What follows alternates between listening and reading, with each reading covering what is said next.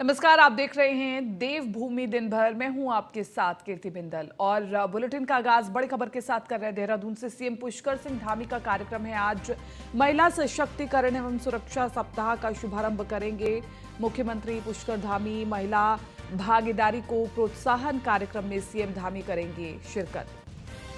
तो आज का महत्वपूर्ण कार्यक्रम जिसमें मुख्यमंत्री पुष्कर धामी शामिल होने वाले हैं वो हम आपको बता रहे हैं। सीएम पुष्कर सिंह धामी का महत्वपूर्ण कार्यक्रम आज, और आपको बताएं महिला सशक्तिकरण से जुड़ा हुआ ये महत्वपूर्ण कार्यक्रम है जिसमें मुख्यमंत्री शिरकत करेंगे।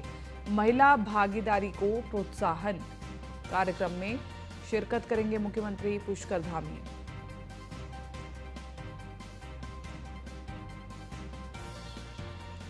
तो बड़ी खबर आपको बता रहे, सीएम पुष्कर सिंह धामी का आज महत्वपूर्ण कार्यक्रम महिला भागीदारी को प्रोत्साहन कार्यक्रम में सीएम योगी करेंगे शिरकत, और इस कार्यक्रम में शामिल होकर के महिलाओं को आगे कैसे बढ़ाया जाए इस पर चर्चा होगी। इस पर मुख्यमंत्री अपने विचार रख सकते हैं।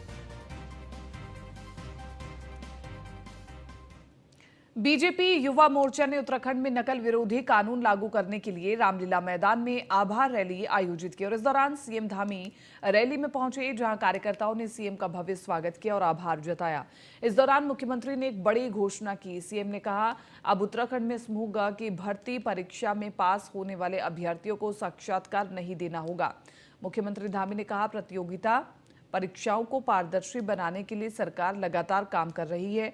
लोगों से सुझाव भी मांगे जा रहे हैं, और सीएम ने कहा कि उत्तराखंड सरकार निर्णय लेने जा रही है कि उच्च पदों पर होने वाले साक्षात्कार को 10% से अधिक नहीं रखा जाए। उन्होंने कहा कि साक्षात्कार में शिकायत मिल रही थी कि किसी को अधिक संख्या दिए जाते हैं तो किसी को कम अंक दिए जाते हैं। ऐसे में अब उत्तराखंड सरकार साक्षात्कार के अंकों को पारदर्शिता लाते हुए ये निर्णय लेने जा रही है कि उच्च पदों में साक्षात्कार में 40% से कम अंक नहीं दिए जाएंगे और किसी भी अभ्यर्थी को 70% से अधिक अंक नहीं दिए जाएंगे। अगर 70% से अधिक अंक दिए जाते हैं तो साक्षात्कार लेने वाले व्यक्ति को अंक किन बिंदुओं पर दिया गया है बताना होगा। बहनों, वर्ष 2008 में हमारी सरकार ने समूह ग की लोक सेवा आयोग से बाहर की भर्तियों में साक्षात्कार की व्यवस्था समाप्त की थी। यद्यपि पूरी तरह से वो लागू नहीं हो पाई थी, क्योंकि हमने संकल्प लिया है कि हमारे नौजवानों की प्रतिभा और योग्यताओं की चयन प्रक्रिया में सर्वोच्च स्थान दिया जाए। इसलिए हमारी सरकार यह निर्णय लेने जा रही है कि समूह ग की कोई भी परीक्षा, चाहे वो लोक सेवा आयोग से हो या बाहर की हो या लोक सेवा आयोग के द्वारा कराई जा रही हो, सभी परीक्षाओं में साक्षात्कार की व्यवस्था तत्काल प्रभाव से समाप्त कर दी जाएगी। इसमें तकनीकी और गैर तकनीकी पद भी सम्मिलित होंगे। हमारी सरकार यह भी निर्णय लेने जा रही है कि उच्च पदों में जहां साक्षात्कार आवश्यक हो, जैसे पीसीएस या अन्य उच्च पद, वहां भी साक्षात्कार का प्रतिशत कुल अंकों के 10% से ज्यादा न रखा जाए। इसके अतिरिक्त समय समय पर यह भी शिकायतें मिलती हैं कि साक्षात्कार में किसी को बहुत ज्यादा अंक दे दिए जाते हैं और किसी को कम अंक दे दिए जाते हैं। इसलिए हमारी सरकार के पास नौजवानों और विभिन्न संस्थाओं की तरफ से सुझाव आते रहे हैं और साक्षात्कार के अंकों को भी पारदर्शी प्रक्रिया के तहत अभ्यर्थी को दिए जाने की व्यवस्था की जानी चाहिए। इसलिए इन सुझावों पर अमल करते हुए यह निर्णय लेने जा रही है सरकार कि साक्षात्कार में किसी भी अभ्यर्थी को 40% से कम अंक नहीं दिए जाएंगे और किसी भी अभ्यर्थी को 70% से अधिक अंक नहीं दिए जाएंगे और 70% से अधिक अंक दिए जाएंगे तो बोर्ड या साक्षात्कार लेने वाले व्यक्ति को बताना होगा, स्पष्ट करना होगा कि अब किस प्रकार की मनमानी अब नहीं चलने वाली है।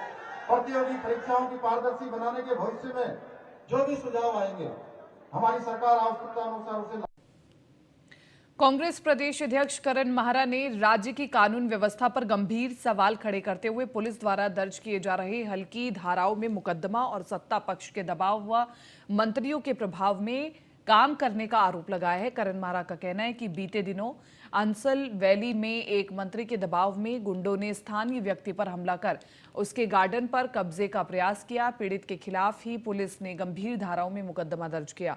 अंकिता हत्याकांड से लेकर राजधानी में हुई एक घटना सीधे तौर पर बता रही है कि पुलिस पूरी तरह दबाव और प्रभाव में काम कर रही है और जल्द ही इस पूरे मामले को लेकर कांग्रेस बड़ा प्रदर्शन कर राज्य सरकार की पोल खोलेगी। अफसोसजनक है, सबने वो वीडियोस देखे हैं। और सबसे बड़ी बात है, चलिए मारपीट वाली घटना से पहले की उस पर आता हूँ, जब उनके गार्डन पे कब्जा करने की कोशिश कुछ अराजक तत्वों के द्वारा हुई। बीइंग ए सेक्रेटरी उन्होंने उसका ऑब्जेक्शन किया और उसमें कार्रवाई भी हुई है। शासन ने अपनी उसमें कार्रवाई भी की है, लिखित में भी उनके ऊपर आदेश हुआ है, जुर्माने लगाने की बात हुई। उसके बाद वो पूरी टीम 4 पार्षद और उनके साथी मिलकर उस पर घर पर अटैक करते हैं और उसके साथ मारपीट करते हैं। उस व्यक्ति को चोटें लगी हैं और उसके बाद उसी पे पुलिस ने 307 लगा दी। और हम देख रहे थे कि उसके पुलिस को इन्फॉर्म करने के बाद जब उसके घर में अटैक हुआ, केवल 2 कांस्टेबल भेजे गए। तो पुलिस की भूमिका निश्चित ही पूरे प्रदेश में बड़ी संदिग्ध है और चिंता का विषय भी है ये सभी के लिए। ये तो जांच में आएगा, क्योंकि जिस व्यक्ति के संग मारपीट हुई है वो सीधे सीधे नाम ले रहे हैं। और जो हमारे पास लिस्ट आई है और जो हमने वीडियो देखी है, उसमें जो लोग हैं वो निश्चित ही गणेश जोशी जी से बहुत संपर्क में है, उनके नज़दीकी लोग। आप देखिए ना, मैं कह रहा हूँ कि लाल फीताशाही हावी है कई दिनों से। उसका कारण यही है कि मंत्रियों के, सरकार के नज़दीकी लोगों के सीधे सीधे इंटरेस्ट जुड़े हुए हैं ऐसे माफियाओं से या ऐसे गलत काम करने वालों से। इसीलिए अधिकारी भी नहीं सुन रहे हैं और अधिकारियों के भी इंटरेस्ट जुड़े हुए हैं। तो मार खाने वाले पे जब 307 लगेगी, और ये एक किस्सा नहीं, आज मैं अभी आपको बताऊंगा 2-3 किस्से ऐसे हो गए। विपिन रावत को मारा गया, 10 दिन तक वो एडमिट रहा, कोई कार्रवाई नहीं हुई, गिरफ्तारी नहीं हुई। उसके पेरेंट्स पे दबाव था कि समझौता कर लें, और जब उसकी मृत्यु होगी, तब मैं धरने पे बैठता हूँ, विधायक जी धरने पे बैठते, तब विपिन रावत के अपराधियों पे 307 लगती है और उनकी गिरफ्तारी होती है। तो ये सारी घटनाएं दिखाती हैं कहीं ना कहीं पुलिस की संलिप्तता और पुलिस का संरक्षण अपराधियों को है, और ये सब सरकार के इशारे पे हो रहा है। सोचजनक। उत्तराखंड में अपनी सियासी जमीन मजबूत करने में जुटी यूकेडी ने अब लोगों को पार्टी में जोड़ने की कवायद तेज कर दी है और इसी कड़ी में विभिन्न क्षेत्रों के कई लोगों ने यूकेडी का दामन थामा। पार्टी के वरिष्ठ नेता काशी सिंह एरी ने यूकेडी में शामिल होने वाले नेताओं का स्वागत किया है और क्षेत्रीय मुद्दों पर संघर्ष को तेज करने का संकल्प लिया है।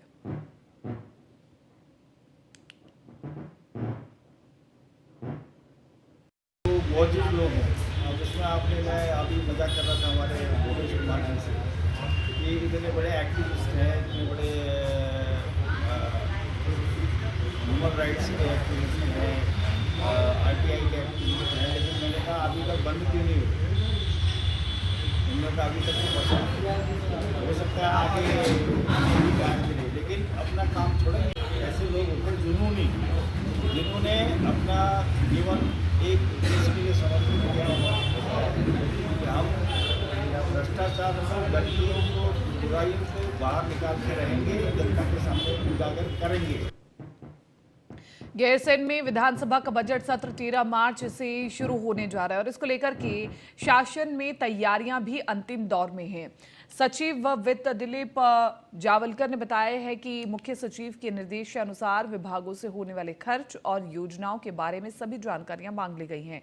राज्य सरकार विधायकों के साथ भी चर्चा वार्ता कर रही है और वहीं सचिव वित्त दिलीप जावलकर का ये भी कहना है कि बीते साल जो बजट प्रस्तुत किए गए, चुनावी वर्ष होने के कारण उनके खर्च और अनुमति यहां जारी होने में थोड़ा समय लगा और कई मदों के बजट ऐसे होते हैं जो केंद्र सरकार से देर से रिलीज होते हैं और इस बार प्रयास किया गया है कि समय से बजट रिलीज विभागों को करते हुए इससे समय से खर्च कराने का भी प्रस्ताव होगा। बजट प्रस्तुत करने का यह समय इसलिए उपयुक्त होता है क्योंकि भारत सरकार द्वारा जो बजट जारी किया गया है उसमें क्या प्राविधान है और उसके अनुसार हमने राज्य में किस प्रकार के प्राविधान करने चाहिए, उसके लिए हम लोगों को एक गाइडेंस मिलता है। हम लोगों की हम लोगों को जो रेवेन्यू डेफिसिट ग्रांट है वो कितनी मिलेगी, सेंट्रल शेयर इन डिवोल्यूशन होता है वो हमें कितना मिल जाएगा, हम लोगों की ऋण की सीमा कितनी होगी, ये सब जब हम लोगों का अंदाज़ा आ जाता है उसके बाद हम लोग एक बजट ले जाते हैं अनुमानित, और फिर विधानसभा द्वारा उसको पारित करने के बाद उसको रीअप्रोप्रिएशन एक्ट के रूप में हम लोग एक कार्यवाही करते हैं। तो इसमें मुख्यतः आवश्यक चीज़ होती है वो मॉनिटरिंग की आवश्यकता है कि हम लोग किस तरीके से मॉनिटरिंग करेंगे।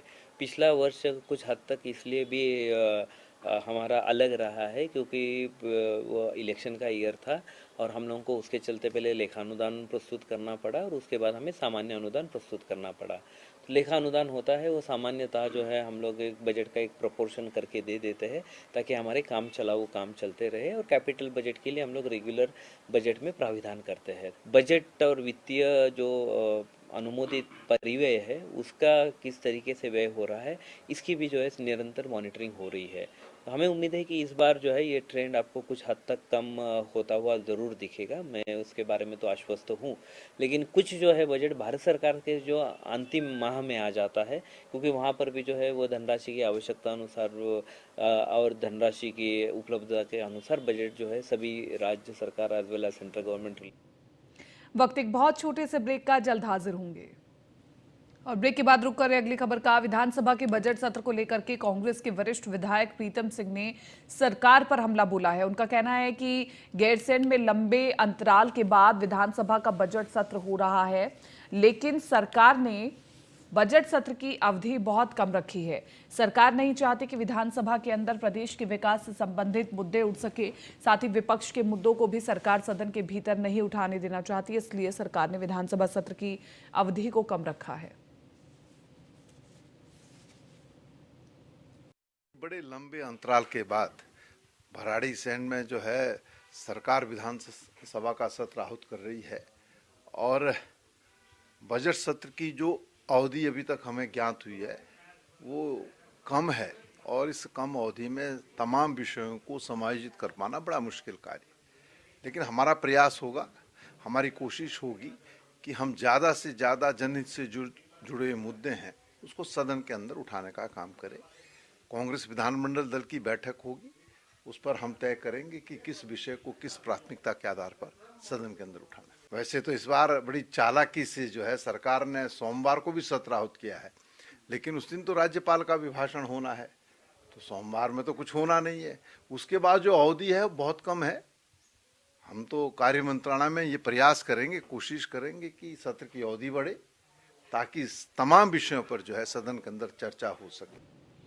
अल्मोड़ा मेडिकल कॉलेज में पहले से डॉक्टरों की भारी कमी है और इसके बाद भी सरकार ने मेडिकल कॉलेज के बेस अस्पताल में तैनात अब 12 सीनियर रेजिडेंट डॉक्टरों का एक साथ पिथौरागढ़ ट्रांसफर कर दिया है। नाराज डॉक्टरों ने विधायक मनोज तिवारी को ज्ञापन दिया है। इसको लेकर के अब मामला गर्मा गया है। स्थानीय विधायक मनोज तिवारी ने अब मोर्चा खोल दिया है। मनोज तिवारी ने कहा कि मेडिकल कॉलेज में चिकित्सकों की वैसे भारी कमी है और पूरे पर्वतीय क्षेत्र में स्वास्थ्य बदहाल है। इसके बावजूद 12 चिकित्सकों का एक साथ ट्रांसफर करना अल्मोड़ा की जनता के साथ खिलवाड़ करना है। उन्होंने चेतावनी दी है कि अगर चिकित्सकों के ट्रांसफर नहीं रोके गए तो वो आंदोलन करने को बाध्य होंगे।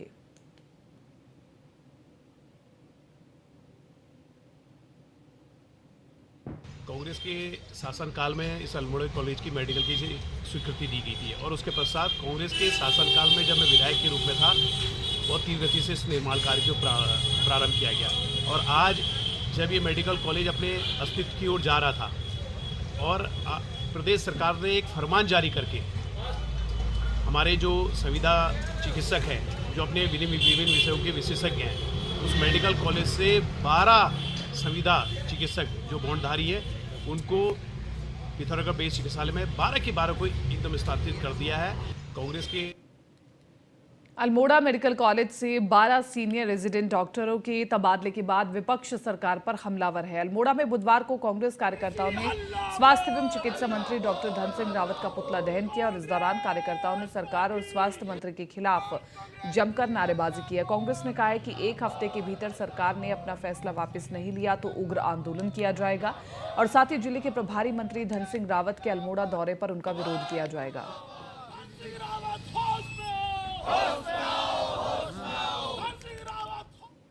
भारतीय जनता पार्टी की सरकार ने धन सिंह रावत जी ने अल्मोड़ा मेडिकल कॉलेज से जो रेजिडेंस के जो हमारे डॉक्टर हैं 12 उनका एक साथ स्थानांतरण यहाँ से पिथौरागढ़ कर दिया है। उसी को लेकर उसी के विरोध स्वरूप जो है आज हमने यहाँ पे पुतला दहन कार्यक्रम किया है। क्या मांग है आपकी? हम लोग की मांग है कि एक हफ्ते के अंदर 1 हफ्ते का टाइम हम धन सिंह रावत जी को भाजपा सरकार को देते हैं कि अगर 1 हफ्ते के अंदर उनका स्थानांतरण नहीं रोका गया तो हम इनके जो मंत्री हैं, जो विभागीय मंत्री हैं, यहाँ के प्रभारी मंत्री हैं धन सिंह रावत जी, उनको इस अल्मोड़ा क्षेत्र के अंदर हम घुसने नहीं देंगे।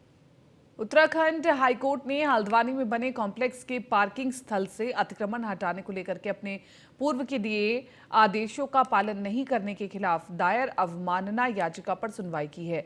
मामले की सुनवाई के बाद वरिष्ठ न्यायमूर्ति मनोज कुमार तिवारी की एकल पीठ ने जिलाधिकारी नैनीताल को अवमानना नोटिस जारी कर 4 सप्ताह में विस्तृत जवाब दाखिल करने को कहा है। सुनवाई के दौरान जिलाधिकारी द्वारा पूर्व के आदेश के अनुपालन में रिपोर्ट पेश की गई, जिससे कोर्ट संतुष्ट नहीं हुई है। पूर्व में मुख्य न्यायाधीश की अध्यक्षता वाली खंडपीठ ने जिलाधिकारी नैनीताल एवं उप जिलाधिकारी हल्द्वानी से कमेटी गठित कर हल्द्वानी में बने कॉम्प्लेक्स के पार्किंग से अतिक्रमण हटाने के निर्देश दिए थे, परंतु अभी तक कोर्ट के आदेश का अनुपालन नहीं हुआ।